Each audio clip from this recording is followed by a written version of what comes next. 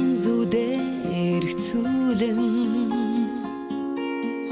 намайга чи таньха боллоо гэт онсон нулимс миний юу болох юм бэ уулзаагүй даач чамтай удлаада атхан тороогүй отсон онжилүү орих болгож чадаагүй цагийн зүү нэхэл асуулгүйгээр намайг уучлаарай найз минь чи минь сайн байна уу намрын унах намрын навчин хаа чамай дурсаад чамайг үгүйлнэ чиний дандаг нас чин би хэвээрэ байгааг энэ хэн дугаар хоолойг минь таньаарай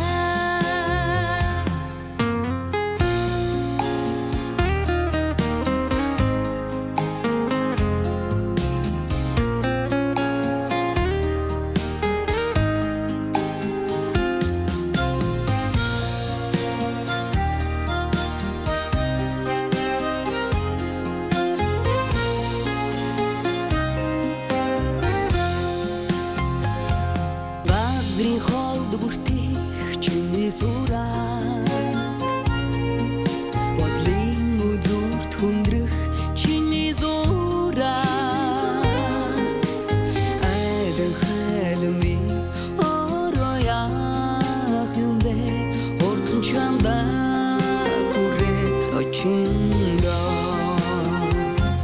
намрын унах намрын навчин хаа чамай дурсаад чамайг үгүйлнэ чиний дандаг нас чин би хэвээрэ байгааг энэ хэн дугаар хоолойг минь таньаарай намрын унах намрын навчин хаа чамай дурсаад чамайг үгүйлнэ чиний дандаг нас чин би хэвээрэ байгааг энэ хэн дугаар хоолойг минь таньаарай ая миний сайхан найз айда миний хорхон найзаа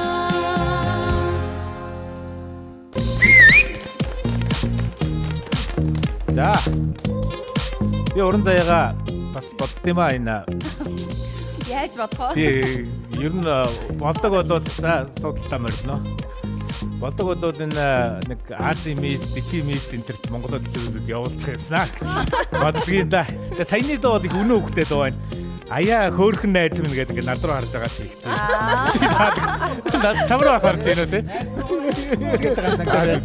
Сайхан өнөө хөхтэй ойрцтой уулзсангүй. Манай хоёр ингэж яж бид рүү ч гэсэн нэг нь харсан шүү дээ. Уг нь харсан. Гэхдээ нөгөө энэ яг нөгөө өнцгөн тэндээс та хоёр Ингээд дуудаад яг хөөхөн гэдэг үгэн дээр над руу ингэхээр би бас бодлоо. Ой, өөрийгөө. За уртцааны гудамж нэвтрүүлэг. Өнөөдөр бид бүхэн шинжлэх ухаан, урлаг, кино, дуу хөгжим гэдэг ингээ олон зүйлийг нэгтгсэн ийм гоё дугаарыг та бүхэнд хүргэх гэж байна. Тэгээд ануу маань одоо ямар ч гэсэн хундагнуудад үүргэсэн юм байна тий. Нэг ерөөлийн үг хэлнэ гэдэг шиг. Ерөөлийн үг хэлэх үү одоо эмгтэйгээрээ. За тэгээд нэвтрүүлэгт маань нэгт хүрэлцэн ирсэн та бүхэндээ бүгдээрэнд нь баярлалаа. Тэгээд ярихын бүгдээрэнд нэг тэг амны цангааг маань тайлах, яриаг халуун дулаан байлгадаг зүйл бол мэдээж манай сам игэлээдэг. За кальпис, асахи байгаа. За тэгээд бүгдээрээ сайхан хунгаа тулгаад амттай сайхан гат фрутийн жимсийг идээд яриагаа өрнүүлээ төхөө. За нэг сайхан суудлаас өндицгөө. За энэ тэгээд нэвтрүүлэг гоё эхлээд нөгөө найс нөхөрлийн дуугаар л эхэлсэн. Ер нь хөрлөл мандтугай гэдэг шиг тий. За нэвтрүүлэл мандтугай. Сам мэгэл Испанийн ийм гоё торгомсог мэдрэмж төрүүлдэг алдартай шараарыг сам мэгэл зөөлхөн. За тэгээ манай хэд бас гоё жимсээ идээд Манай Нямба зочд руугаа жимсээ ойртуулаад өгөөрэй. За энэ cat fruits гэдэг эхлээд ерөөсөө ярих юмудаа сайхан ярьчих. Тэ? Шинэ жил болохоос өмнө бүгдээрээ бас бэлтгэлээ хийгээд гоё. Одоо нөгөө бүсгүйчүүч ялангуяа нөгөө юм гоё спортд орох гэж байгаа. Тэгэхээр гэртээ маш хялбархан бай гэх юм бол гоё гат руудыг шууд захиалаад жимсээ эдэл альбарч хас боломжтой авах шиг хэлчихтэй. Тий, өнөөдөр ширээн дээрээ шалсан гахамхаа ингээ иргүүлээ гэж бодож ирсэн одоо бас бүсгүйчүүд залуучууд бас шинэ жилээр гоё байх хэрэгтэй шүү дээ. Ер нь яхаараа бүсгүйчүүд гоё байгаад залуучууд ингээ нэг дэлбэрсэн шиг байж ах хэрэгтэй юм бэ. Тий. За, зочдод танилцуулах. Урт цагааны гудамж нэвтрүүлгийн энэ удаагийн дугаарт Шинжлэх ухааны академийн одон орон биофизикийн хүрээлэнгийн эрдэм шинжилгээний ажилтан Буян Хишиг, Собит фильмийн жүжигчин Пүрв Дорж, дуучин Уран Заяа, Шинжлэх ухааны академийн археологийн хүрээлэнгийн эрдэм шинжилгээний ажилтан Содном Жамц, Заназрын нэрмжит Дүрслэх урлагийн музейн бүртгэл мэдээллийн санч энх жаргалнаар уригдан оролцож байна. За ийм сайхан хүмүүс өнөөдөр нэвтрүүлэгт иржээ.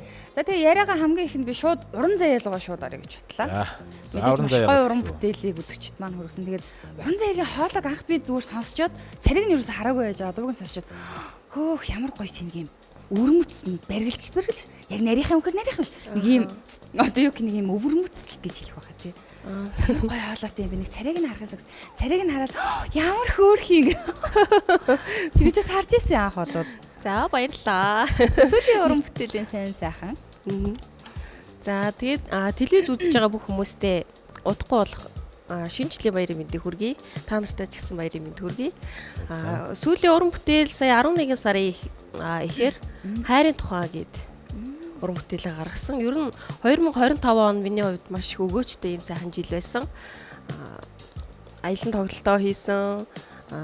Улаанбаатар хоттой бас тоглолтоо хийсэн.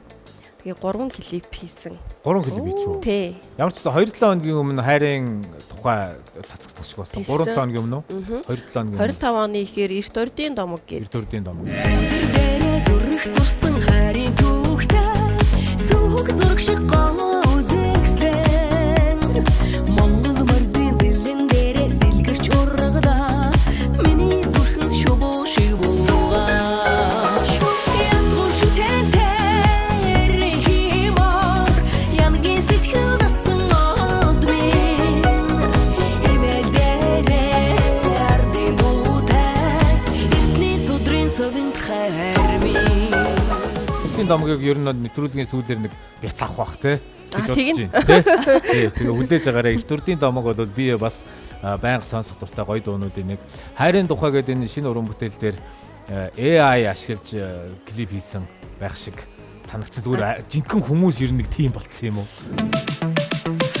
Газрын гүнээс галт шүүдүүлэн нислээ галвин тэртэх наран саран болон хувирлаа харанхуйн гүнээс тэнгэрийн их шиг сахилан сүрэтлаа хайрын дүүмэн чиний зүрхэнд солир шиг харалаа. Одоо ч ерөнхийдөө нөгөө энэ чинь маш их техникийн дэвшил гарч байна шүү дээ. Энийг бас орчин цаг үетэйгээ хослуулах хэрэгтэй болов уу гэж бас миний хувьд бас боддог. Ер нь хамтарч ажиллаж байгаа хүмүүс маань ч гэсэн тэгж боддог. Уран бүтээл гэдэг чинь ерөөсөө бүх хүний хамтын бүтээл байдаг. Тэр хүмүүстэйгээ ярилцж байгаа л шийдсэн. Ээжийн тухай бас нэг клип гаргасан ш яг тулгамдаад нэг юм батсан. Юу хэлээ байна. Клип ярьжсэн. За яах вэ? Ээжтэй ирсэнд баярлалаа гэд бас Тэр ястаа хөөрхөн доо. 3 сар одоо Мартин тоглолтондоо зориулж гаргаж ирсэн. Тэр клипэндээ бас ашиглаж хийж ирсэн. Тэгээ сүүлийн хайрын тухай гэд дууныхаа клипэнд бас ашиглаж хийсэн. Би ч одоо нөгөө YouTube дээр чиний хуудсыг subscribe дарцсан учраас над дээр ингээд байн гарч ирэл юмнуудыг чи үзээл юм байна. Тийх яста. Чиний стилийн дуудчдаас хамгийн их сошиалд идэвхтэй байдаг олон дагагчтай ер нь төмөн үлзий уран заяа юм шиг байгаа. Тий. Бусдууд нь бол яг хөө ер нь ингээд олон дагагчдаас энэ хоёрын бол гүцгөх шиг байгаа маа гэж. Ер нь тийм байна уу? Мэдхгүй. Одоо инфлюенсерийн ажлаа ер нь яаж хийж байна? Ерөнхийдөө одоо чи хүмүүс бас нөгөө энэ Facebook, YouTube энтрийг бас сайн ашигладаг болчихлоо шүү дээ тий.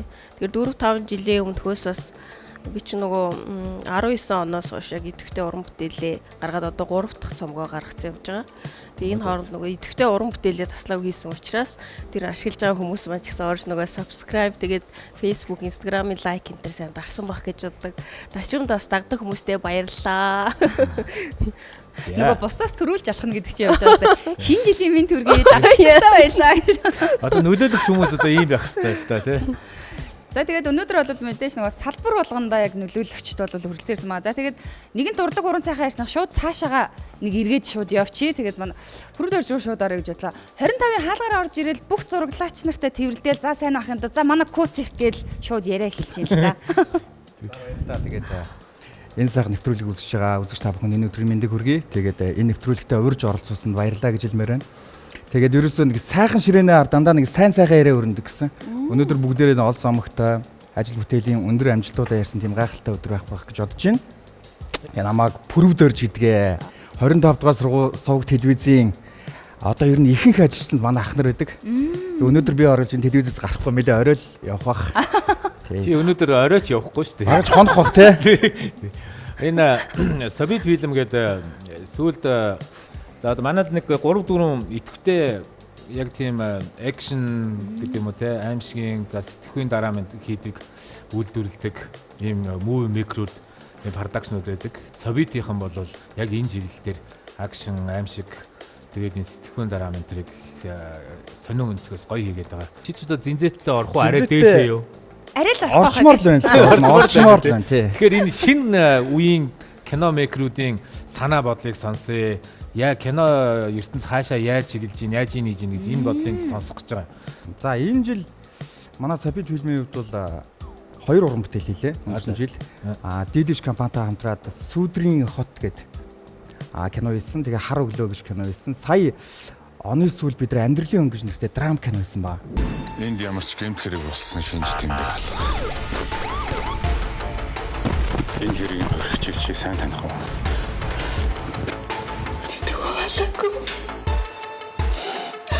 Тэ таны энэ зурган дээр гавлын яс цөмөрсөн юм шиг харагдаж байгаа зү. Хартай мэхний намжтай хоорондын зөрчилдөөнөөс олсон аллыг гингүү явж исэн дүүд минь тавчлаа. Зүүн болгоч. Их чи яхаа. Ихчтэй барыг тэжиж явъя л та. Ерөнхийдөө бид нар бол угаасаа нэг жоохон триллер жанрын кино хийхийг зорддог. Ягаад тэгэхээр илүү ажиллагаатай, илүү судалгаатай, илүү тийм сонирхолтой санагддаг учраас нэг тиймэрхүү жанр. Тэгээ Монголд ер нь триллер киногоор ингээд мөнгө олох нь, одоо бизнес олох нь хэр одоо оновчтой байна. Би бол яг өөрөө уран бүтээлчнээр тэгж боддог байхгүй юу. Ерөнхийдөө одоо манад ингээд кино уран бүтээлчд ингээд лангуу гэж ярьдаг шүү дээ. Лангуу бол маш олон болчихлоо. Тэгэхээр хин тэр лангуун дээр маш чанартай тийм амттай, гоё шинэлэг, тийм гоё сайн одоо хүнсний бүтээгдэхүүн гэж ярих юм бол хүргэж өгч чадчих юм бол илүү үзэгчд нь бэлэн байгаа гэж боддог. Тэрнээс өөрсөндөө ингээд буруу гөхгүй болохоор ингээд Монголын үзэгчд ингээд кино үзэх нь багасаад байна гэж ярихаас илүү үзэгчдээ дагуулж явсан кино үзхийг хичээдэг. Триллер киног яагаад үзэгчд гэр бүлэрээ ч гэсэн сууж үзээд байна гэхээс тэндээс ингээд тэр кинотойгоо хамт ингээд улам ингээд сэдээд хамт ингээд хөгжөө яваад байдаг байхгүй. Тим кинонд илүү үзэгчд сонирхолтой учраас гэр бүлэрээ ч гэсэн суугаад үзэх бас боломжтой. Мэдээж насны хязгаар нь таарах юм бол шүү дээ. Үзэгчд бол байгаа гэж боддог. Окей. Тэгээд би үргэлжлүүлээд яг энэ хажууд сууж байгаа бүсгүүрүү яриагаа орё гэж бодлоо. Зан газрын музей гэдэг хүмүүс ярьдаг л да. Тэгтээ яг энэ музей маань одоо байгуулагдаад хэдэн жил болсон. Ер нь манайха зан газрын музей анханасаа музей эс юм уу? Яг юу эсэн гэж бодож байна нэрэ? Энэ үлдэж байгаа. Тий. Яг ингэүүлэх гэж авсан. Таамаглаж шүү дээ. Ерөөсөө хамгийн мэдлэгтэй хүн байгаа манай. Би ястаа мэдэхгүй байна. Би зүгээр зан озрал гэж өндөргийн зан озрал гэж мэдхээс биш. Дүрслэг урлаг энэ урлагийн хөгжилд их үнэтэй хөв нэмэр оруулсан ийм гений одоо сартвах байсан гэж мэдхээс яг анх музей нь юу байсан? Магадгүй гэр байсан болов гэж ойлгох. Манай музей чинь өөрөө 66 онд олон нийтэд үйл ажиллагаа явуулсан. Музейг ярихын тулд эхлээд заавал байшин барилга ярьдаг байхгүй юу? Яагаад тэгэхээр манай музейн барилга бол 1913-аас 14 оны хооронд баригдсан анхны нөгөө Орос стил загварын байшингуудын нэг. Тэгээ анх баригдахдаа ингээд Оросын худалдааны зорилгоор барьж ирсэн. Тэгвэл анх бол ер нь худалдааны чиглэлээр байж байгаа л ихтлгүүр шиг. Тэгээ ер нь бол Монголын анхны ихтлгүүр 30-аас 54 он хүртэл ихтлгүүр байсан. Ихтлгүүрийн байшин баригдахаас өмнө Улаанбаатар хотын ихтлгүүр бол дүрс хурлын музей байшин байжээ гэж. 12 онд. Үгүй. 30 онд болохоор өндөр хошоо гэсэн нэр авсан юм байна. За. Өндөр хошоо гэсэн алдрыг хүрсэн нөө манай өвөө эмээнэр тий өндөр хошоо гэдэг нэрээр нь манай музей илүү их мэддэг гэсэн.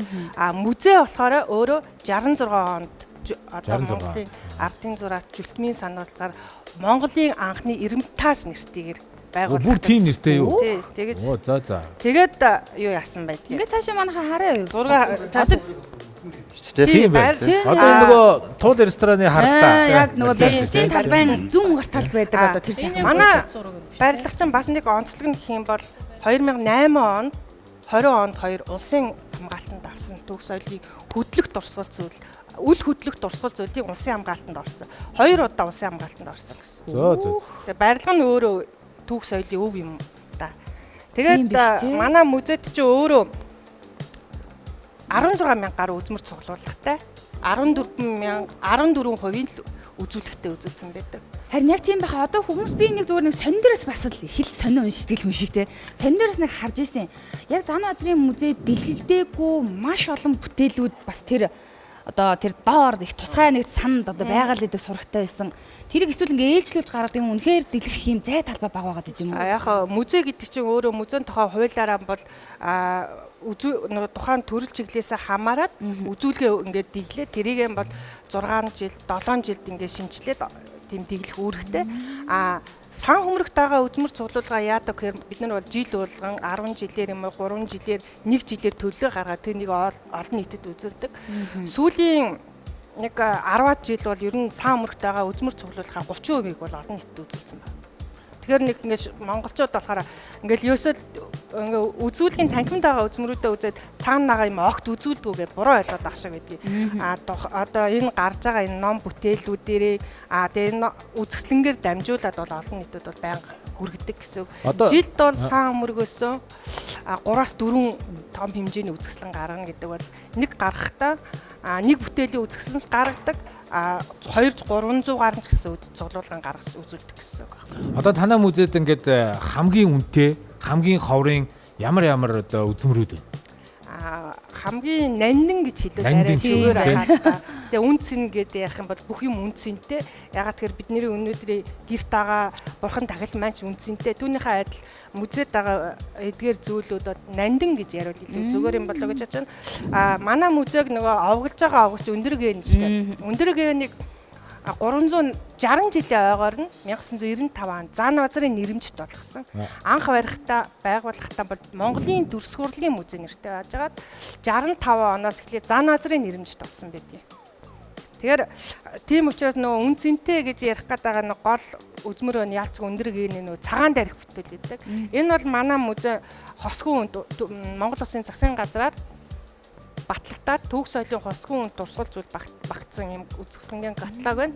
Одоо бол манад нэг 65 хосгүй үнд бүтээл хийдэг. Өндөр гэгэний хосгүй үнд нэг зутгуур 14 үзмэр Монгол Улсын хосгүй үнд бүтээл гэж бүтээл багтсан байдаг. Зутгуур нь зөвхөн зутгуур нь хосгүй үнд бас гоё үг вэ шүү. Харин тийм байна. Хосгүй үнд бүтээл те. Би ингэж асуухгүй юу? Нөгөө нандин гэхээс үнд зин гэдэг ховор гэдэг нь нөгөө Луврын музей энэ чинь тэдэн сая доллараар хэмжигдэх тэрний тим гэл ингээл тэгээд тэрийг ийм давхар ийм хамгаалтаар ингэж хамгаалагддаг энэ тэгээд манай тим байдаг болов доллараар ч үгүй юм уу зүгээр ер нь хөрөнгө мөнгөөр хэмжигдэх за хосгүй гэдгийг бол тэгж хэмжихгүй байх өөр ямар нэгэн тийм мөнгөөр үнэлэгдэж байгаа тийм бүтээл байдаг сонирхол татах хамгаалах нь бас айгүй чухал байгаа байхгүй тий саяхан хүртэл тэр дэлхийн гайхамшигтай тэр одоо бүхэл жуулчд очиж тэр нэг хатны те нэг ганцхан байгаа тэр нэг титэм тэр зургийг харах гэж очдог гэдэг шиг яг одоо Зан Азрын энэ музейд байгаа бүтээлүүдийг хэр сайн бас нэр хамгаалт юм бол хамгаалт нь юу нэр вэ бас тэр хамгаалтыг нэг нарийн бол ярихгүй ярьж болохгүй тий хамгаалтыг яриад байгаа үн мөнгөний бас тодорхой хэмжээнд бас ярихгүй тий хэлэхгүй тэр энэ нөгөө нууцын зэрэглэлтэй. Тийм бах тий. Бас тэгж яшна. Яг хамгаалалт бол орчин үеийн тоног төхөөрөмж, орчны судалгаа гэдэг тий аюулгүй байдал тохиолдол, харуул хамгаалалт гэдэг нэг юугаараа явна л да.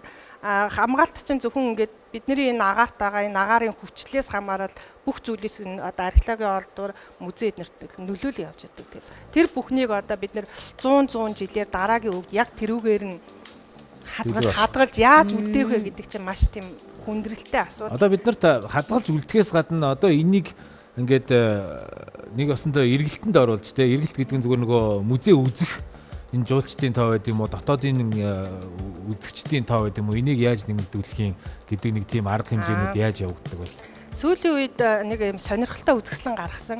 Одоо нэг 11 сар болоод нэг соёлын сар гэдэг соёл урлагийн байгууллага чинь тий урлагийнхан дуухуур гэдэг явж музейхэн үзэсгэлэнгээ явуулаад тий ингэдэж шиг 21 оноос энэ соёлын сараар манайха зөвхөн манай музей гэхгүй бусад музейтэйгээ хамтраад 21 дарих гэдэг нэг нэлээд шуугсанда 21 дарихын үзэсгэлэн гарсан. Энэ 21 дарихын үзэсгэлэн ерөөсө 3 хоног гаргасан байдаг байхгүй Богдхааны музейтэй хамтраад. Тэгээд энэ 21 дарихыг ер нь 1500 гаруй үзэгч 3 хоногийн дотор үзсэн. Оо за.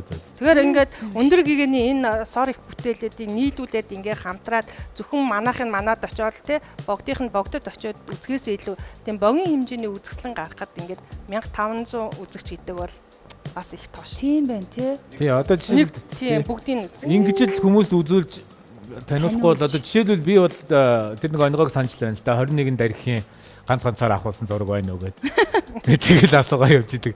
Нэг тиймэрхүү юм болно тий.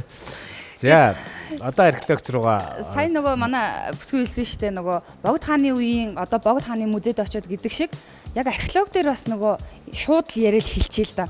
Богд хааны үед одоо шийдэлвэл нөгөө юм олдвор олдож явах үед гадныхаа ялангуяа айгүйх ирж спиртүүд ирж ингэж ер нь олдвор дээр ажилтдаг хамтардаг байсан юм байна.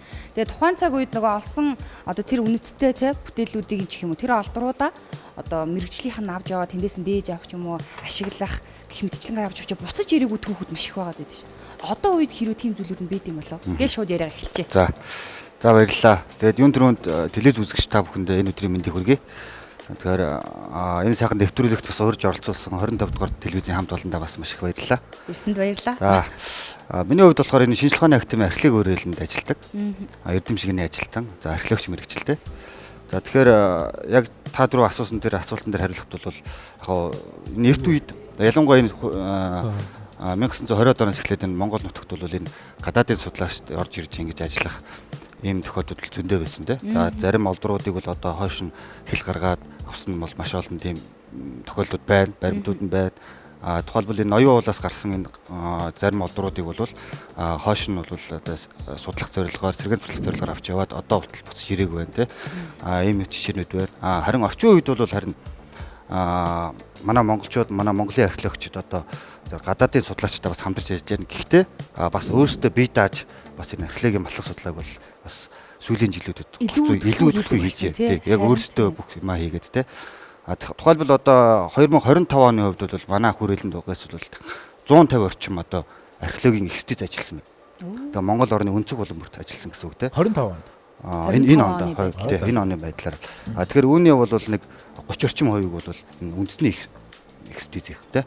Гадаадтай хамтараагүй яг дотоодын төслийнх юм бас ингэж ажилласан байна. Тэгээ тухайлбал одоо энэ голомт банк бол одоо санхүүгийн дэмжлэг үзүүлээд өв соёлын голомт нэртэй төслийг бол сүүлийн 3 жилд бол манай хүрээлэнтэй хамтарч хийж байна. Тэр энэ бас сайхан жишээнүүд нэг. Таны яг энэ урд харагдаж байгаа одоо олдвор сая сүүлд олдсон олдвор тий. Энийг бас манай үзэгчдэд гоё харуулад Архангай аймгаас олдсон бас нэг олдврын талаар мэдээллүүд их яваадсан шүү дээ тий. Энэ юу вэ?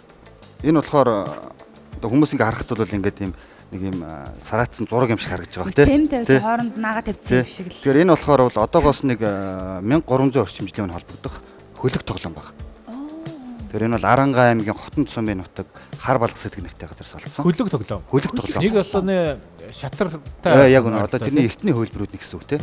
Тэгэхээр энэ бол одоо энэ монголчуудын оюуны соёл те. Энэ эртний нүүлжтийн оюуны соёлыг судлах маш чухал одоо ийм баримт байгаа. Тэгэхээр яг энэ олдврын хажуугаас нь бол ийм чулуун хасаанууд олдсон байгаа. Тэгэхээр энэ болохонгууд ийм улаан болон шар өнгөтэй. Тэгээд энэ хоёр өнгөний ялгаа нь болонгууд нөгөө хоёр тоглож хоорондоо тоглоход нэг нь одоо шар, нэг нь ногоонч гэх юм уу те. Ингэж авч тоглоно гэсэн үг. За ерөнхийдөө энэ тоглох зарчмын хувьд бол одоо бид нар бүгдээрээ мэдэн шүү дээ нөгөө дэвтэр дээр нэг x0 гэдэг нэг тоглоом байдаг да тий. Тэгээ 3x болох юм бол одоо хождог ч юм уу тий. Энэ болонгууд солонгосчууд одоо нэг тоглоод идэх тоглоом шиг юм шүү. Энэ болонгууд одоо энэ диагонал юм уу энэ шулуун зураасанд өөрийнхөө 3 хасааг ингээд байрлуулах юм бол нөгөө өрсөлдөх талынхаа нэг хасааг нь авдаг. Оо за за. Тий. Амар тоглоход бол маш энгийн. Тэгэхээр бол монголчууд бол энэ эртнээсээ эхлээд ийм одоо тоглоом надад минь ялангуяа энэ хөлөг тоглоом юм бол эртний уламжлалтай ийм арт хүн байжээ. Харин одоо орчин үед бол одоо энэ техник технологийн дэвшлийг хараад дагаад энэ хуучны энэ тоглоомнуудаа бол ерөөсөө мартагдаж өвөө болж байгаа. Бас нэг юм мартагдж байгаа өвүүдийн нэг ба. Тэгэхээр бол энэ 1966 онд Намжил дөрж гээд нэртэй дэмтэн бол энэ нүүлжтийн тоглоомнуудыг нэгтгэхэд ийм ном бичсэн байдаг. За тэгэхээр энэ номон дээр бол энэ хүүхдүүдийг ийм тоглоом наадмаар ингэж хүмүүжүүлэх энэ бол маш ийм давуу талтай юм а гэдгийг бол өөргөн судлахаар харуулсан байдаг. Тэгэхээр орчин үеч гэсэн одоо энэ утасны тоглоом тоглох биш те. Энэ тоглоомнуудыг ингэж сэргээж тоглох юм бол хүүхдүүдэд маань энэ оюуны ухааны хөгжихөд илүү одоо түлхүү магадгүй одоо иймэрхүү тоглоомнуудыг манай цэцэрлэг сургуулийн одоо бага ангийнхан ч юм одоо ингээд хөтөлбөрт нь оруулаад ингээд тоглох их үр дүнтэй болов гэж бас миний хувьд боддог. Сүүлийн үед одоо Монголд гэдэг юм уу дэлхийд гарсан археологийн хамгийн том сенсац дагуулахаар нээлтүүд ер нь юу вэ? За ерөнхийдөө Монголын шин дээр ингээд ярих юм бол өнгөрсөн жил манай археологийн өөрөлдөнгийн судлаачид Өмнөг аймгийн Булган сумын нутаг одоо Хэцүү уулын агуу гэдэг нэртэй газараас бол агуу дотор маллаг хийгээд за газрын одоо тэр агуун дээдлийн түвшнөөс 3.5 метрийн гүнээс бол хүний шүд илрүүлсэн баг. За тэгэхээр тэр шүдэн дээр хийсэн одоо лаборатори наривчилсан онцгой тогтоох судалгаагаар бол 25 мянган жилийн өмнөж гарсан. Тий. Тэгэхээр бол энэ археологчд бол одоо Монгол нутагт хүн үүссэн цагаас эхлээд за дундад зууны үе хүртэл энэ үеийг төлхөө голчлон судалдаг. За тэгэхээр энэ түүхийн судалгаанд бол энэ материал бол маш чухал баримт бол. За тэгэхээр бол өмнө нь бол бас Хинтэн аймгийн нутгаас бас 30 гаруй мянган жилийн өмнө холбогддог бас эмэгтэй хүний тухны яс олдож исэн. Тэгэхээр энэ бол хоёр дахь юм чухал олдвол. Энэ утгаараа бол одоо энэ дэлхийн зүүн хойд Азийн ялангуяа эртний хүн амын үүсэл гаргалтыг судлахад бол маш чухал хэрэгэлтгүн. Тэгээд бол энэ бол өнгөрсөн жилийн одоо Монголын археологийн юм шилдэг судалгаагаар шалгарсан юм гайхалтай бас нээлт байгаа. Манай бас өөр одоо зарим судалгаанаас дурдах юм бол энэ бас бид нар энэ Булган аймгийн Сэлэнг сумын нутаг Ингэт толгой гэдэг нэртэй газарт сүүлийн 3 жил маллах судалгаа хийж байна. За эндээс бол одоогоос 1600 орчим жилийн өмнө холбогдох Жужины хаан төсөө үед хамаарах ийм бүлэг оршуулгын газрыг нээсэн байна. За. Тэгэхээр энэ болонгууд одоо нэг өсөндөө олон хүнийг нэг дор ингэ оршуулсан оршуулгын газар гэсэн үг тий. Ингээд энэ оршуулгын газрын онцлог нь бол ингээд очиод үзэхэд бол мэддэг шинж ерөөсөй байхгүй тий. Дээр нь одоо бид нар мэдэн штэ хөдөөхээр явж явах хэрэгсүүр гэдэг тий. Энэ бол одоо гаднаас нараад ийм дурслаа нэг мэдчихнэ гэсэн.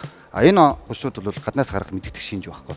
Тэгэхээр газар хагалах явцад санамсаргүй байдлаар бол тийм яснууд илэрсэн байна. Тий. Тэгээд тэрийг одоо бид нар очиж шалгаж үзээд цааш нь ингээд лавшруулад ингээд малтан судалсан чинь одоо 8 хүний одоо булш илэрсэн байна. За тэгэхээр энэ 8 хүний одоо булшнаас гарсан зарим ясан дээр бол одоо тэр нэг лабораторийн онцгой тогтоох судалгаа хийхэд бол одоогоос 1600 жилийн өмнө гарсан байна. За онцлоод одоо би та бүгд энэ оршуулгын талаар жоохон дэлгэрүүлээ яриа. Тэгэхээр энэ бол ойролцоогоор 1600 жилийн өмнөх гэсэн үү тий? Энэ оршуулгын гол онцлог бол ингээд тоногдож хөндөгдөөгүй. Энэ 1600 жилийн өмнө энэ хүнийг ингээд яаж орчуулсан? Яг өнөөдөр бол яг тэр байдлаар хадгалагдаад үлдсэн гэсэн. Тэгэхээр бол маш одоо чухал ачаал бүгдэлтэй гэж ойлгож байна. Тэгэхээр энэ хүн бол одоо баруун гарт нь бол ийм төмөр илд бариулсан байгаа. Зүүн гарт нь болохоор хутаг бариулаад. За баруун гарын болохоор долоовор хуруу дунд хуруундаа бол ийм хүрэл бүгжтэй. Бас яасан. Тэгээд хүзүүндээ бол ийм хүрэл одоо зүйлттэй, хоёр чихэндээ ийм гархийн эмэгтэй, тийм эрэгтэй хүний оршуулгал тарсан. Тий. Язгуурт ихтэй хэлж байгаа. Ер нь бол нэлээ тийм ноёлох хавгийн юм байна. Тэгэхээр энэ хүн бас энэ амьд ахуй цагдаа нэлээ тийм хүнд хүч хөдөлмөр хийж исэн, бэртэж гимтсэн ийм илэрлүүд бол энэ ясан дээр нь үлдсэн байна. Тухайлбал баруун гар болон одоо дунд чүмэг хоёр нь бол ингээ хугараад тэгээ бороолоод итгэцсэн. Тэгээ иймэрхүү шинж тэмдэг хөдөлгөж байгаа. Энэ одоо бид нэр 1600 жил гэсэн. Бушгээл ярдیں۔ Бид нар жоохондоо ингээд бас л тэгээ хөдөөгаадаа явж хат ингээд газар шороо ухаал янз бүрийн гаргадаг шиг жишээлбэл яг энэ бушнууд маань хид хідэн метрийн янз янз байдаг баха тийм ээ. Олдох юу вэ? Янз бүр байна л да. Түүхэн үеэсээ хамаарат. Тухайлбал одоо энэ хүннүг өрнөний үед холбогдох язгууртны том булшууд байна те. Одоо яг ингээд бид нар пирамидыг мэдэн шүү дээ. Энэ хүнүүгийн язгууртны том булшууд бол доошоо харсан пирамид гэсэн үг. Энэ бол хамгийн гүн бол 20 гаруй метрийн гүндж байна. Тий. Тэгээ арай бага нь бол одоо жижиг булшнууд нь бол 2-3 метрийн гүндж байх шүү дээ. Хөдөө байхдаа ингээл морь ингээл унаал ингээл мал залт явж байхдаа хэрэгсүүрүүд таардаг шүү дээ. Тэнгүүд хоорондоо ярьдаг байсан. Энэ хэрэгсүүрийг ухаж үсэх юмсан гэсэн бүр байнга ярина. Тэнгүүд тэр доорно шүү дээ. Алт эрдэнэстэй битүү байдаг гэсэн ингээд хаармаад байсан. Яг тийм тохиолдол гарч ирсэн нь одоо тийм тэмдэг бол байхгүй маа. Хэрэгсүүр гэдэг нь бол одоогоос энэ 3000 гаруй жилийн өмнө холбогдох дурсгал байгаа. Тэгэхээр энэ бол хүмүүс одоо ингээд амд амц яриа байдаг л да. Хэрэгсүүр ухаад алт эрдэнэс гарлаа гэдэг. Нэг хүн дээр нөгөө хүн дараагийн хүн дээр ярахтаа бүр илүү ингээд баяжуулаад ирж байна. Энэ бол нөгөө нэг буйш тонох энэ тонуулчдын сэтлийг төрүүлж байгаа гэсэн үг л дээ. Тэгэхээр энэ хэрэгсүүрээс бол зөвхөн одоо хүний оршуулга гардаг байна. Дагалдуул тавьсан тийм алт мөнгө зүйлс байхгүй. Энэ хүмүүс маань бол хөрөл зэвсгийн хүмүүс. Зөвхөн одоо хөрлөөр хийсэн идэл гарах боломжтой гэсэн. Харин одоо энэ тэр хэрэгсүүрийг одоо тойрсон дагуул байгууламжтай тусвал малын яснууд л гардаг байна. Тэгэхээр энийг ингээд ухаад эвдэн сүтгэж юм бол тэр дотор байсан энэ үнэтэй цэнтэй баримтууд маань бол байхгүй болчихно гэсэн үг тийм. Тэгэхээр бол тэндээс гарч байгаа жижигхэн ясны хилтерхийч вэ, ваарны агархаач вэ маш үнэтэй мэдээллийг биднэрт өгөх. Бидний эртний энэ өвөг дээдсийн түүхийг судлах юм чухал баримтууд болдог гэсэн. Хамаа тэгж ухаж болохгүй нэг шүү. Эргийн эрэхтэй одоо нэг юм фантазийн ч гэдэм үү тийм асуултууд явна. Нөгөө Элдорадо Атлантис. За жишээлбэл одоо ингээд нэг юм хиймэл дагуулаас Монгол орны нийт баялагийг ингээд тийм юм байна. Панорамд авдаг. Одоо археологоос гадна ингээд нэвт хардаг мардаг юмнууд юу байна? Технологи яаж өгж ийн гэд эргэж ирэхтэй яриад төхөө. Одоо оронч байгаа. Яриулнаа гэж. Дугаа ингээд суулгачлаа тийм ээ. Сансар окторгын сонь сайхан гэж хэлсэн шүү дээ одоо. Сансар окторгыг ярихаас өмнө ингээд миний нэг юм төсөөл бид нар дээшээгээ окторгүй те хязгааргүй яг тэрнтэйгээ адилхан дотгошоогоо бас хязгааргүй юм байна. Ер нь бидний амьдралын утга учир бол яг юу юм бүүмэд бид нар ямар нэгэн ямар ч зүйл тогтлоос бүүмэд их тэгсрэлтээс ингээд үүсээд ингээд бий болцсон юм байна. Окторгон одоо энэ одон орныг бид нэр хэдэн хувийн судалснаа ч гэсэн тааж мэдхээргүй юм байд юм байна гэл ингээд ийм амар юм байна л да. Жишээнүүдээс эхлүүл яач тий. Одон орн бол яг ийм юм аа. Та нар ер нь энийг мэдгүй гэд. Гэхдээ би одоо асуулт тавихаар нэг жижигдсэн асуулт тавьчих магадгүй байна. Наацхан одоо бид нар ингээл кинон дээр л амар хардаг үстэй сансар окторгууд дээр тэр айгүй олон пуужингууд дүс тас дүбүү шанаг болоод алга болчдөг. Тэдний хог аягдал жишээлбэл нэр бас яг хайчдаг чи.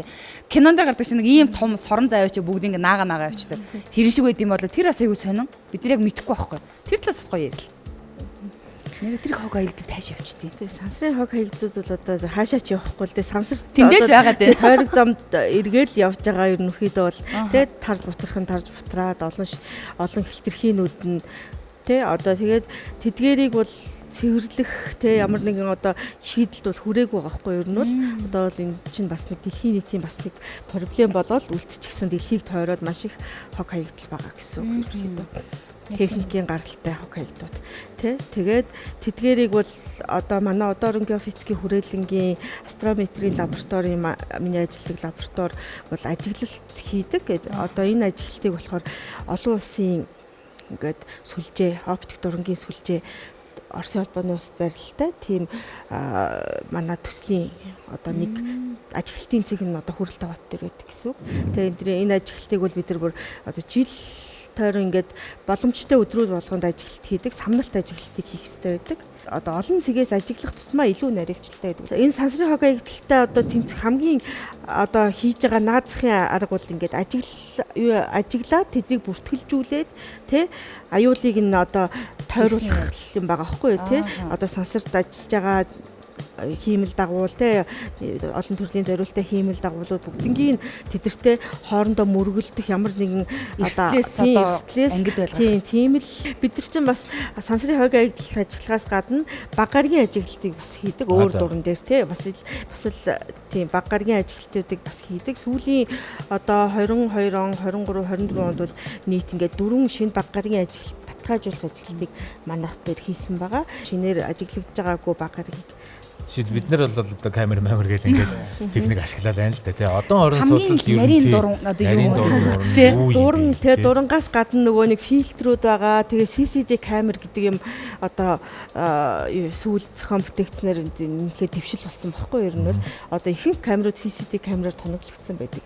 Энэ камер нь болохоор одоо нэг гэрлийг хуримтлуулах тий одоо зүгээр дурангаар бол нүдээр харах юмыг харна шүү дээ. Тэрнээс илүү наривчлалтайгаар харыг бол CCD камер их их ашигладаг байгаа. Орчин үеийн дурангууд. Тэгээ ерөнхийдөө одоо тэднийг одоо нөгөө нэг ирж байгаа гэрлийг нь электронжуулаад одоо дижитал хувилбар руу шилжүүлж байгаа гэсэн үг байхгүй юу тий. Тэгэл компьютер дээр одоо нөгөө одоорн судал гэхээр хүмүүс чинь ингээд нэг дурангаар нүдээрээ хараад нэг тийм гоё юм бодогддог шүү дээ тий. Мөнгө гэлэлзаал тий. Их гоёор төсөөлж байгаа шүү. Тийм биш. Ерөнхийдөө компьютер дээр ихэнх ажил нь хийгддэг байгаа. Маш их хэмжээний дата тий өгөгдөл боловсруулдаг. Шөнийн турш маш их хэмжээний зураг авдаг.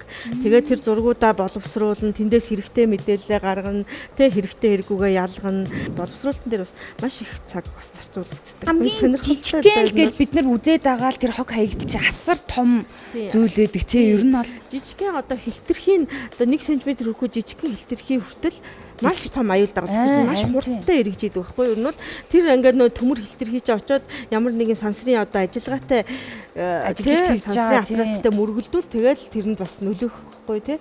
Тойрог замын одоо өөрчлөх юм уу тий урж гаднах нөгөө нэг герметик юугийн юм урж яах ажиллагаанаас гарах боломжтой байхгүй. Тийм болохоор тэдгэрийг бүгдийг ингээд бүртгэлжүүлээд тэг мэдээж хамгийн тийм жижиг хилтерхийнүүд чинь бас нөгөө ажиглаж юу яхад маш хэцүү тийм нөө жижиг юм болохоор тий том хэмжээтэй хог хаягдлуудыг бол одоо ингээд бас ажиглахад амар байгаа шүү дээ тий. Танах ер нь сансрын хог хаягдл дээр илүү төлөвлөхгүй ажилладаг юм байна тийм ээ. Одоо буяахийн хажууд манай хэм хөрөвдөрж бодоо сууж байгаа шүү. Одоо кино уран бүтээлийн хүн сансар окторгуутай холбоотойгоор нэг фантастич. Яагаад ч миний чи намайг түрүү нэг жоохон түлээд байсан. За ер нь энэ Нарны аймаг яаж үүссэн юм бэ чиний яриад та. Нарны аймгийн одоо үүсэл одоо энэ юуг бол би танаас л мэдэж авъя гэж бодсон шүү дээ. Би одоо буруу зөв яриад одоо энэ асуудлуудыг одоо энэ үзэгчд буруу ойлголт өгөөд яг та одоо хоёулаа энэ талаар яг нухацтай ярьж байгаа энэ тэр стилерийг давсан тийм кино юм байна.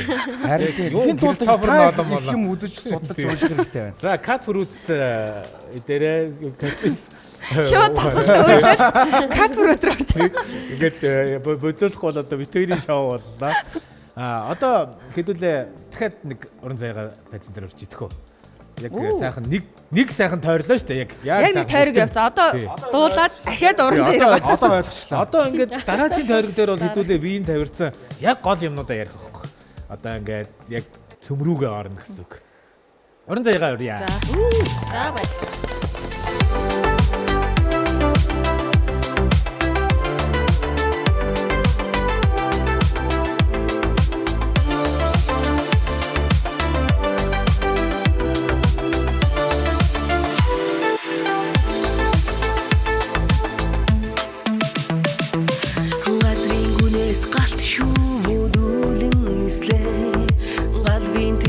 Наран саран болон хувирлаа харанхуйн гүнэс тэнгэрийн их шиг сахилан сүрэтлаа харин дүүмэн чиний зүрхэн солир шиг харалаа сон замар сүхтэйгтэй дахмаар байна уу сүдрэн угад сарны пайгаар алхмаар байна уу үлэн дундаас тогруу болон нисмэр байна уу үрцэхэд тэнгэрийн сонсмор байна уу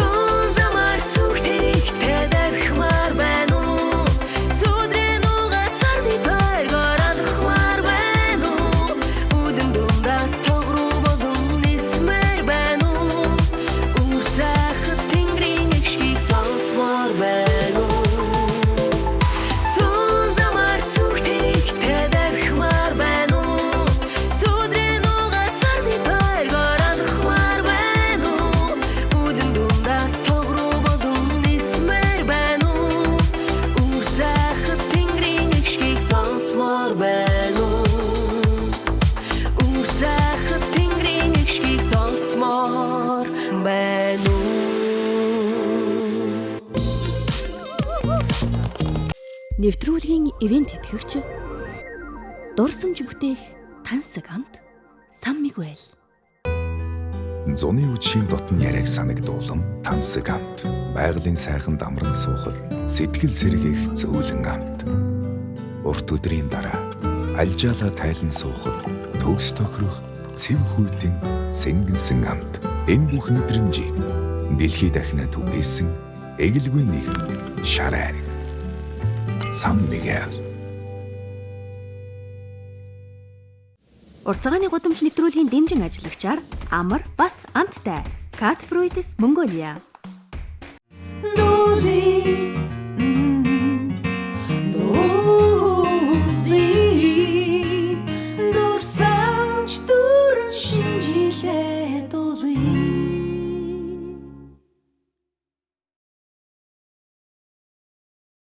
Нэвтрүүлгийн ивент тэтгэгч дурсамж бүтээх тансаг амт Сан Мигуэл. Уртцагааны гудамж нэвтрүүлгийн дэмжин ажиллагчаар амар бас амттай Cat Fruits Mongolia.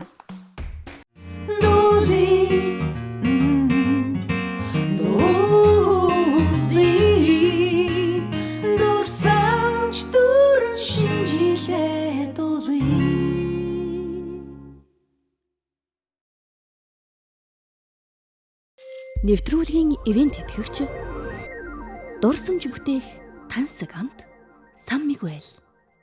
Уртцагааны гудамж нэвтрүүлгийн дэмжин ажиллагчаар амар бас амттай Cat Fruits Mongolia.